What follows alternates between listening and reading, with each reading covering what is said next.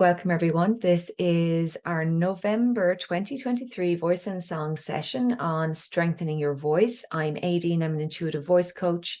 My guest expert with me today is Mark Cox, who is a coach and works with people in therapeutic way with their voice to help them to embody their best life. And I'll let Mark introduce himself in a moment.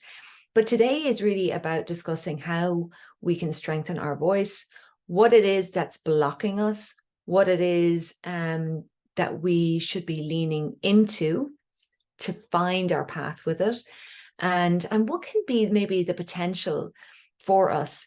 What happens afterwards? What could the rewards be of having a stronger voice in different ways? So I'd like to invite Mark to take a spotlight as well. And would you like to give your take, first of all, Mark, on what does it take to strengthen your voice? Sure, Aideen, thanks. It's interesting. The idea of strengthening your voice can take a couple different areas. So I feel like we could go into the strengthening your physical voice, and we could talk about all kinds of different specific practices about, we can work on our breathing, and we can work on our relaxation, and we can work on technique, and we can work on good breath support, and we can work on all of these things, and there's a lot of tools there. Most often with the people that I work with, I tend to work on strengthening your voice as a more unseen, less physical, you might even call it energetic or spiritual or emotional aspect of their voice, where their voice has been shut down and silenced. And so really their voice needs to be strengthened because it needs to be spoken, heard, then welcomed. And so now they're getting this idea of like, oh, it's safe to speak, right? It's okay to let my voice be heard, right? And my opinions and my thoughts and my feelings. And that's another way of strengthening your voice. So I would see it as two different ways of strengthening your voice, but I would use the same term for both of them. I was thinking the same thing. So I always have my little piece of paper and I have two strands, one on either side, because one of them is what I call tuning in, because I feel like our inner voice, tuning into what's within, and then standing out, which is the physical voice, and really speaking out in different ways. So some of us already have a clear idea of what our message is. Some of us do have confidence that we have something to say. Now, even though I know what I want to say, I want to talk to people about voice, but I still doubt that sometimes. When that happens, then I have to go back to the inner voice. What's going on in my own mind around my message that's making me more confused about what I want to say? Or maybe there's a procrastination. Maybe something has happened recently where, okay, I lost a client or two and it was a bit of a surprise, or, sometimes something can happen in the moment, right now, this week, last week, or the week before. Did anything happen that could be affecting how you want to show up?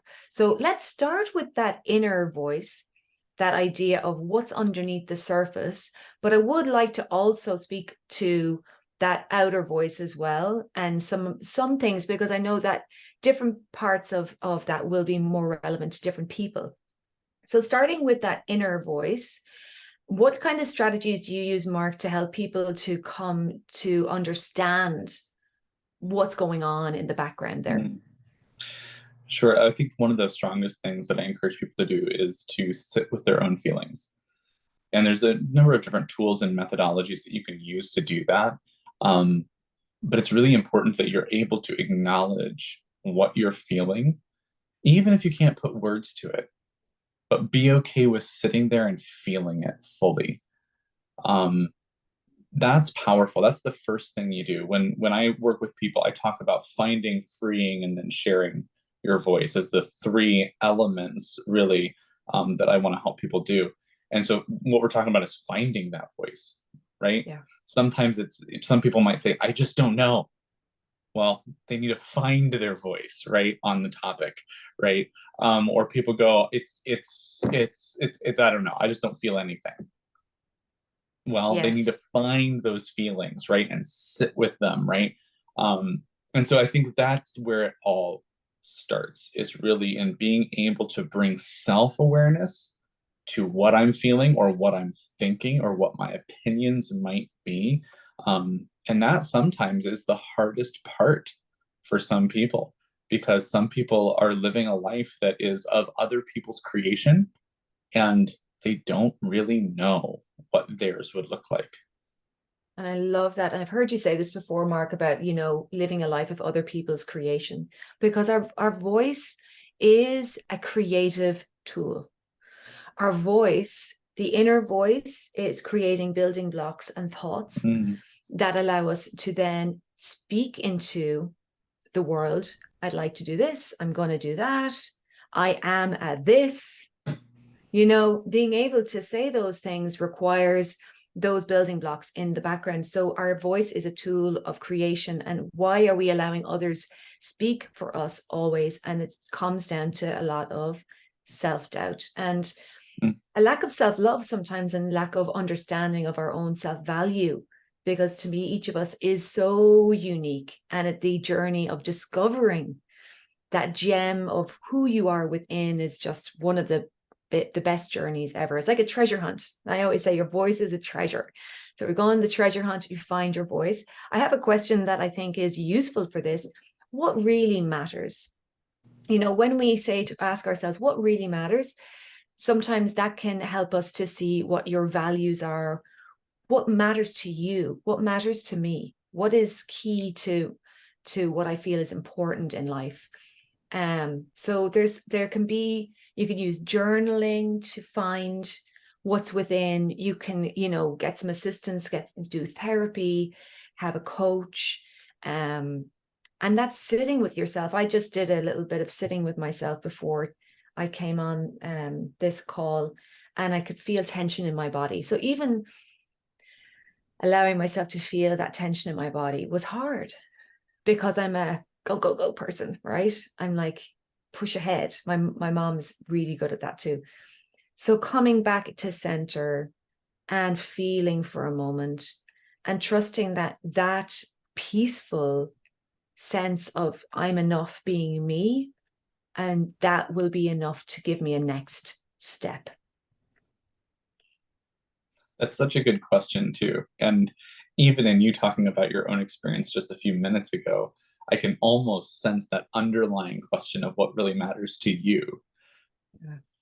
And that comes through with your ability to even just sit and be present and then bring that presence here. And I'm sure I'm speaking for everyone, but we feel that when you open the group and you're engaged and you're ready, and this really matters to you. That's awesome. Yeah. Yeah. I think we undervalue things and we devalue ourselves, but really life is about each moment that we live, and each moment that we live, you're either living it or you're dying in it. Like you're either living or dying in each moment. So I feel like, yes, we got to kind of grab it with a lot of love and a lot of kindness, because there's lots we know, but there's lots we don't know too. Do you have any tips, Mark, on building self-love? But, you kind of sometimes will be like, okay, yes, I know that I want to do this, but, oh, that person is also doing this and that person's also doing that. Where do I fit into this? I don't know. That's a great question, especially in a discussion between two people that are doing some similar things with you and I both here, right? Yeah. And I think it's really great because we don't work the same. I would dare say that we're not necessarily even working with the exact same person. So I think that there's some of that is answered in even getting to know the work of others enough to know the uniquenesses, and getting to know your own work and what you really are excited about, what really matters to you, to use your words, to where you understand this is the unique pieces that I'm bringing to the table. Because I've definitely had those thoughts, right? We have those thoughts of, well, there's other people doing this. And well, why would someone want to come work with me? But as we get to know our own work and we kind of And it is a process. And honestly, it's a process that I love. I'm excited about. It is that treasure hunt feel, if you will. That's what I work with people on. That's what I do best is kind of getting down into that inner, like finding out what it is, right? That makes it unique, and then bringing that and helping them find that and discover that is really, really awesome. So I think there's an element of that. I think that there's also an element of not wanting to stand out that we all struggle with, right? We don't want to be doing the exact same thing as everyone else, but we also don't want to be that different either. And so there's a double-edged sword here that can be really difficult. And I think one of the most powerful tools that I have found in helping people walk through the road of self-discovery is the tool of community. The tool of community, it absolutely demands a safe community. And Aideen, you spoke of just being a safe space to share and ask questions and things of that nature. And that's so important because without the safety net within the community, we're actually doing disservice to people's voices when they share. And we're teaching them that they're not welcome. They need to be shut down further. But when you experience community where it is safe to share and you're met with acceptance and you are met with affirmation and you're met with being heard and being seen and being welcomed and even desired, changes the game. And it's one step closer to a full free expression. So I would point towards community as being one of the most powerful tools. I agree completely. And I've been in groups where it's been an undercurrent of your voice is less important than the person who leads the whatever session or whatever. I was involved in something for about 10 years where that was there in a subtle way until I realized that there was a weird power dynamic going on, that you were either doing it right and you were succeeding with bells and whistles, or you were just a lowly trier down in the, on the seats, looking up at everyone else going, I wish I could do it too. And my own philosophy and my own value for my business is that I'm equal to everyone. I'm a facilitator more than an authority, although I maybe have authority in certain ways, but each client comes to me with their own authority and their own, sometimes they use the word sovereignty, that like you're the king or queen of your own domain and you are enough in that. You are the powerful person in your own life. So there's a lot to be said for that idea of where is the community for you? Where is the tribe? Where is the safe tribe? I know when I started doing the voice and song summits, that helped me create a community of other voice coaches, which has been a phenomenal thing.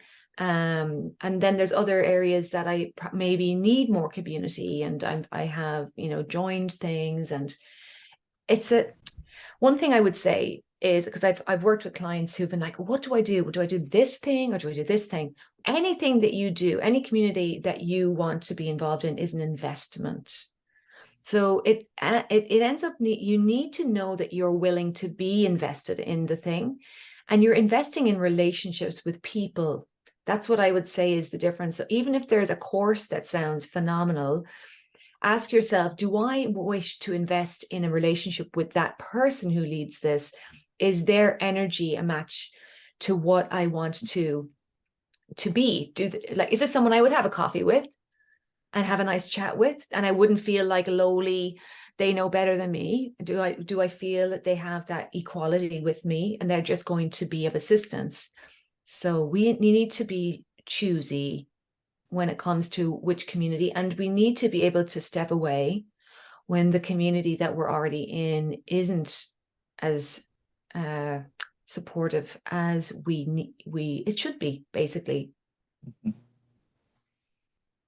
Absolutely. I wanted to acknowledge Mike's question of how does empathy play in, because I think it plays in a great deal. And even in what you're saying, right, that person sitting across from you having a coffee, some of the reason why we might feel like we're less than is because that person has no empathy for where we're at in life, Yeah. right?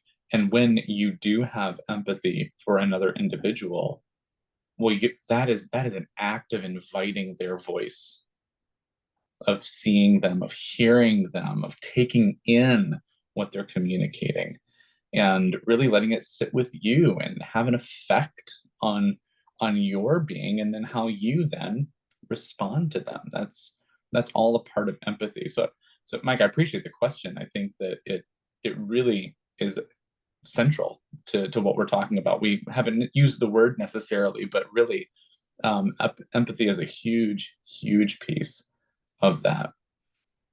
What I would love to do is, I feel like we may have enough people to do two small breakout rooms. I'll go in one and Mark can go in the other one.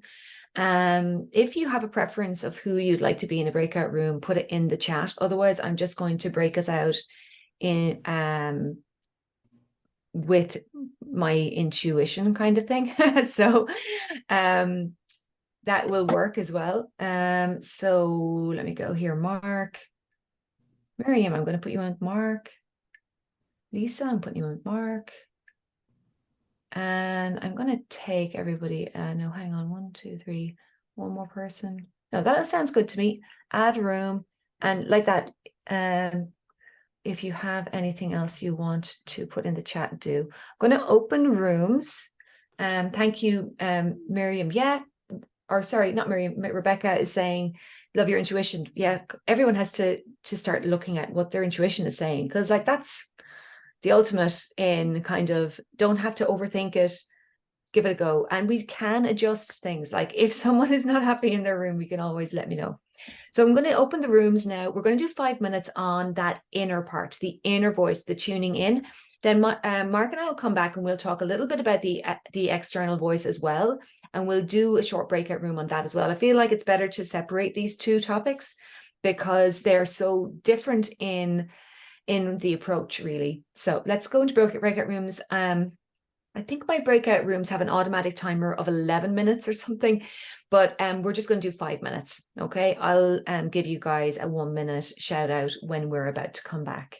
So thank you for being here. I'll see you in the breakout room in a minute.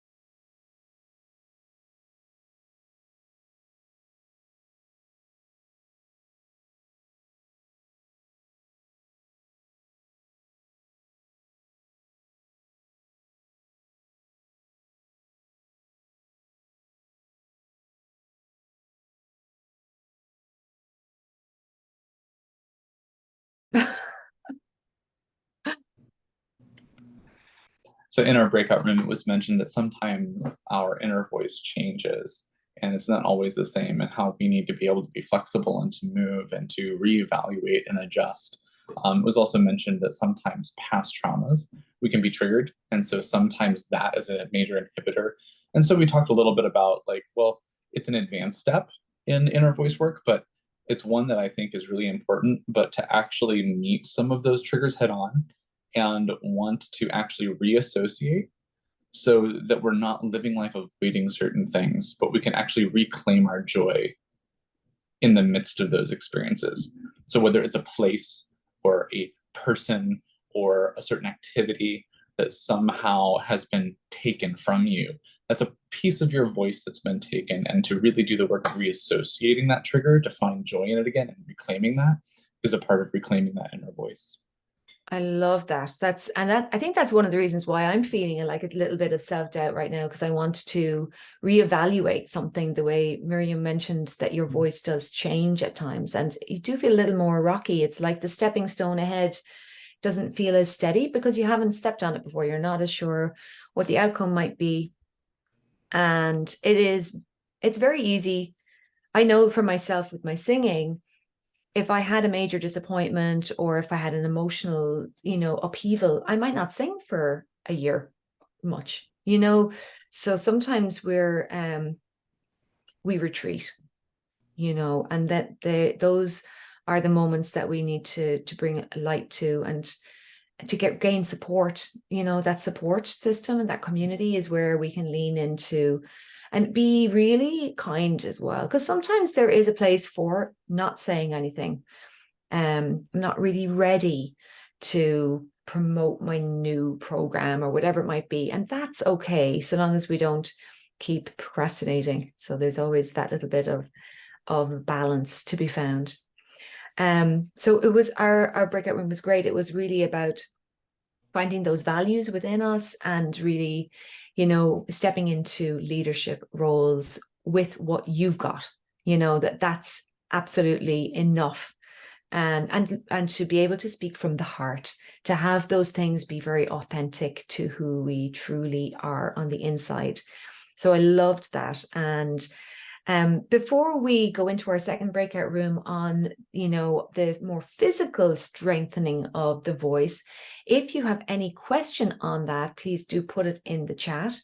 Because sometimes there's very specific things about the physical voice that are annoying us. We had the mention of hoarseness earlier that Mike gave us a joke, and it was about, okay, so why did the pony not get accepted in the choir or get kicked out of the choir? Because he was a little hoarse. So that was the joke. Yeah, we don't want anyone to get kicked out of the choir, even for being hoarse. But even something like hoarseness, that lump in your throat, if it's not coming from an internal block, which it can be an internal block, right?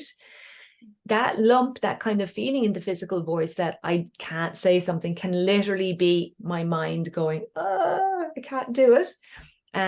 So Mark, any tips for that physical side of the voice?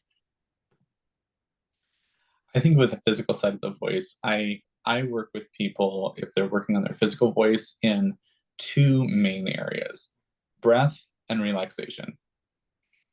If you get those two things right, you can get almost everything else wrong and still be pretty good, right? And I always, especially when I'm dealing with children, I always like to emphasize the importance of breathing. I ask them, what happens if you stop breathing? And they look at me with these wide eyes going, I don't know. I go, you die. You die if you stop breathing. Let's Mark, not you're breaking hearts here. Are I they ready to know, hear I that? know. And so it said, so what we're going to work on is we're going to be really good breathers. So we're going to be really good at breathing.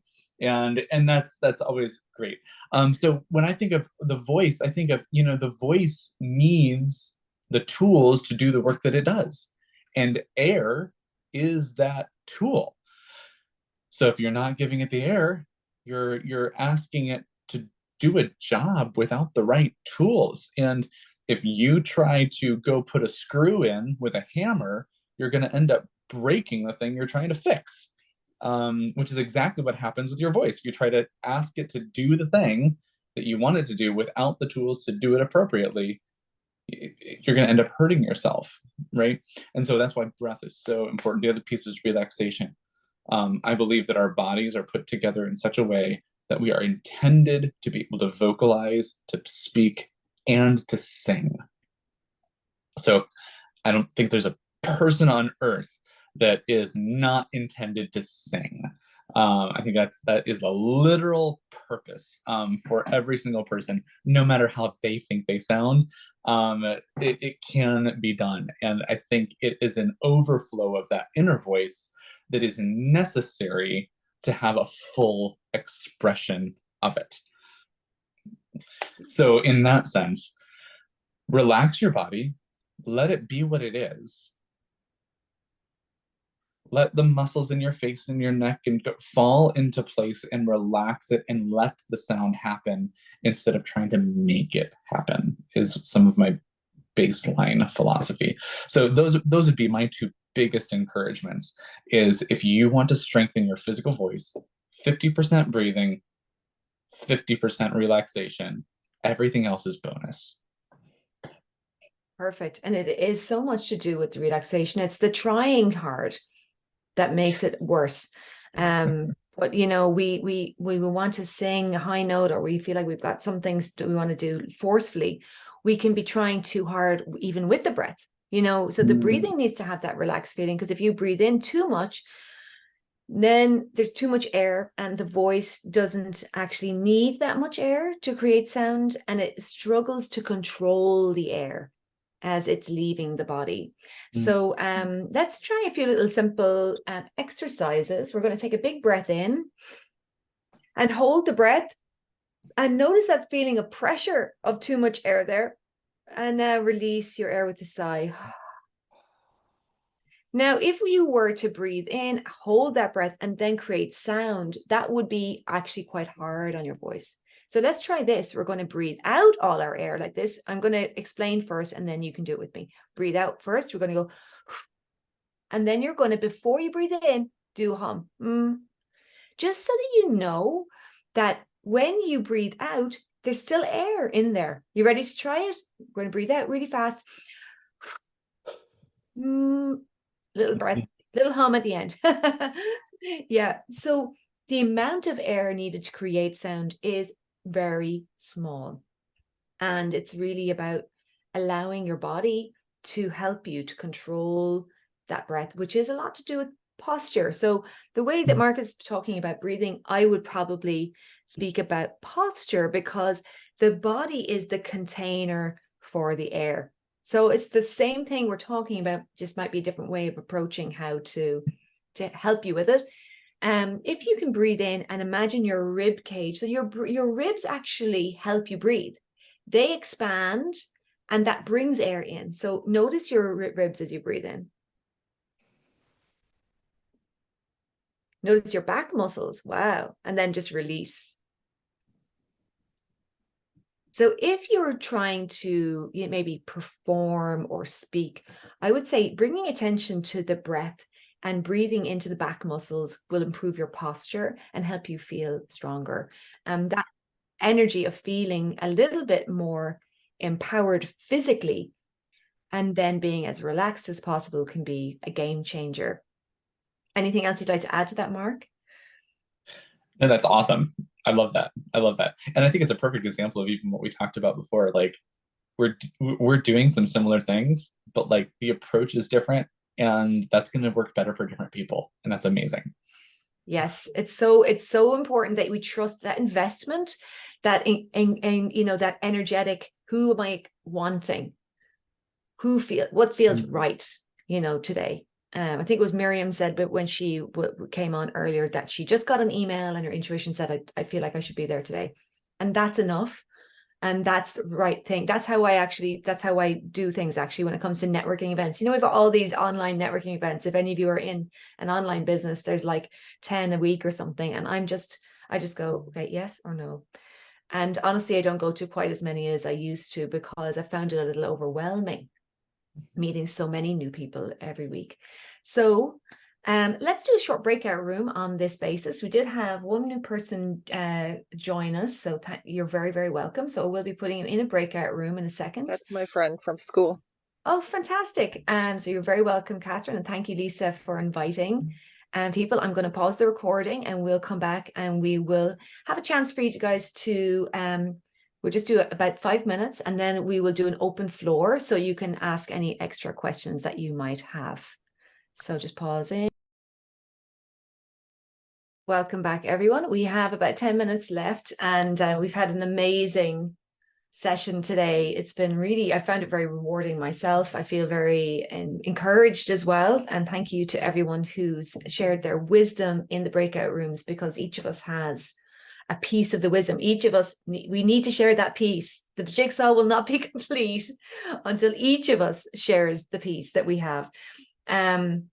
So rather than Mark and I doing a regroup here, I would like to open the floor if anyone has anything that they want to say in the last 10 minutes about what we've been speaking about today. So you can just put your hand up and I will give you the floor. Any questions, any comments, anything that you'd like to add? And yes. I just wondered, just because it was rather quick, but could you just show Kathy how you breathed the air out and still had enough to sing? Like you Yeah. don't need so much air? I thought that was a good tip because she's a singer. Absolutely. So this was just to prove the fact that that we don't need a lot of air in order to create sound. So I'm not saying that you'll be able to sing a whole line of a song after breathing every bit of air out, but it's very simple. You're just going to breathe all your air out like you're puffing it out, and then you hum after that. Mm, mm, mm. You'll find that there's still air there.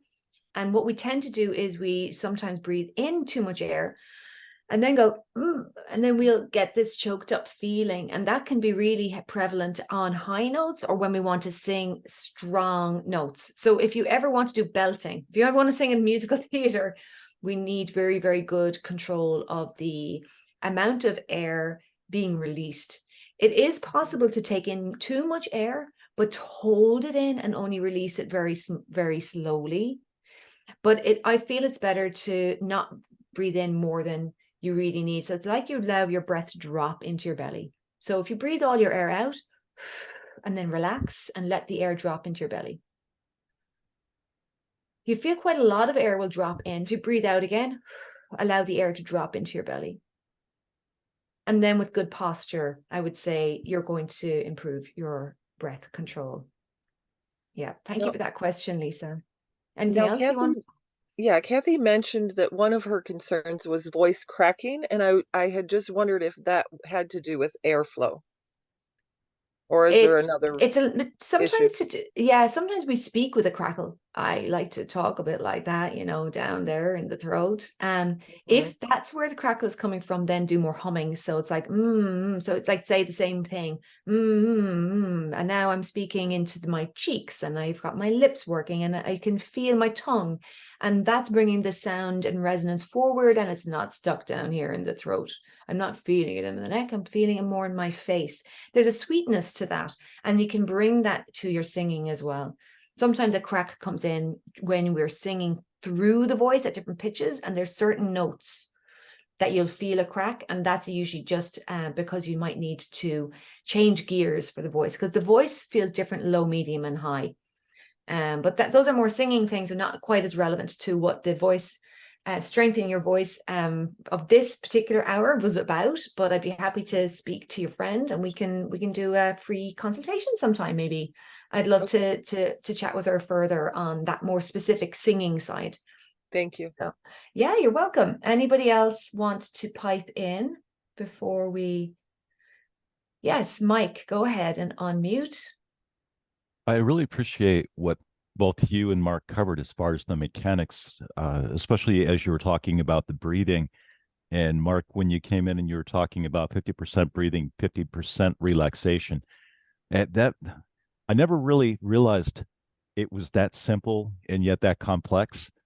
But the other part of that, when we look at the outer voice, that I thought was so interesting is what MJ and Rebecca brought up, which is more of a spiritual element to it. And once again, it's like I never thought of it that way, but it is so true. Yes, we do need to. I always think that singing is definitely like a juggling act, but speaking is also, because our mind is processing what we're about to say before we even say it. Like, I didn't know I was going to say those exact words a second ago. None of us do. So there's a very quick process within the brain, and our brain is really picking what we're going to say, but our physical body is working on its habits. It is going to do what it usually does. And that's why having someone like myself or Mark work with you on what you usually do, so that you can bring awareness to that and then start maybe making small changes, bringing more attention to how you speak. That's where you're going to have the biggest change. But you can also do things like, record your voice and listen back to how you feel it sounds and experiment with it as well. But really, it's about your mind and your heart joining together and feeling that it has a place. We're all part of that jigsaw puzzle. Thank you, Right. Mike. Yeah, thank you so much. And you mentioned actually in our breakout rooms about you want to speak from the heart. And I think most of us, that's what we wish we were felt safe to do. We want that. And that's where, if you work for yourself, it's that part of you that probably it has the impetus to do that. We want to give back to others, right? Right. Yeah. Thank you so much. Mark, anything you'd like to say to wind things up here? I've appreciated the conversation. I think that one of the things that I've loved is, though there are these two distinct places where we strengthen the voice that we kind of covered at the beginning, there's the internal voice and then there's the physical voice. One of the things that strikes me is that how interconnected they are, and how there are so many tools that we use the physical voice for to influence the internal voice, and how freeing the internal voice can free the external voice. And so they're very weaved together, even though we would both acknowledge them as two separate things. And so really working on both of them can be super powerful. Yeah. I think, the idea of an affirmation is one of those ways that we are trying to coax our internal voice. We're like encouraging our internal voice to have a positive statement. And I really did start with just simply, I am enough. Mm-hmm. And I worked with that one for a few years, and now I'm doing others. And my husband has started saying, I am who I am, and that is enough. So if your inner voice is in need of an affirmation, I can offer this one to you. If you guys have affirmations that you use that you want to share with the group, pop them in the chat right now. Let us in on your secrets. And Mark, do you have one that you'd like to add as well? Life is meant to be enjoyed. Yes. Yeah, I give myself permission to enjoy my life. I'm allowed to enjoy my life. It's safe for me to enjoy my life. It's safe for me to be me. We're taught as kids to put our hand up before we speak. We're taught that it's not okay to pipe into a situation that we haven't been already invited to. But if we act like that our whole lives, we don't go very far. In this world, and in the world of business especially, we need to be able to go, oh, I actually have something I'd like to mention. And that it takes a lot of courage. So I encourage each of you to do some of that tuning in work. Feel into yourself, feel into what you have to say. And for Catherine, I know you're mainly interested in singing, but feel into the meanings of the songs that you want to sing. Like, what is it that you're communicating? Because that is the reason, that's the why, and that is going to help you to take the journey into whatever is next and whatever the how might be. Thank you all for being here. I'm so pleased that you're all able to make it. And I thank you all. Thank you so much to Mark. Mark, let people know how they can get in touch with you before we sign off. Sure. If you want to email me, my email is mark@experiencefreevoice.com. Another thing that you can do is I actually have a gathering coming up, a free voice gathering that is built for people wanting to strengthen their inner voice. So it's really providing a gathering for you bring a place in which your voice is not shown up the way that you would like it to show up. And we gather, we share in vulnerability, we find safety together, we practice affirmation together, and you leave with your internal voice strengthened just a little bit more. So that's coming up. When is it? When is it coming up? I think it's a week from today, actually, that it's coming up. So look for it. It's an event on LinkedIn, and you can look me up on LinkedIn as well. Perfect. Could you send it out somehow? Lisa, Aideen? I'll make sure you get some information about Mark, and I'll give you his email so you can get everything from him Okay, directly. thank you. I think I have everybody's email, Miriam. I'm not sure. I know you have, it's on my mailing list.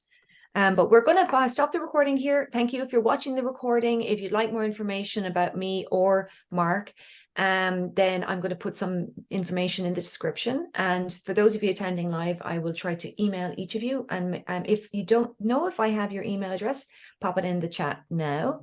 And thank you all for being here today. Thank you.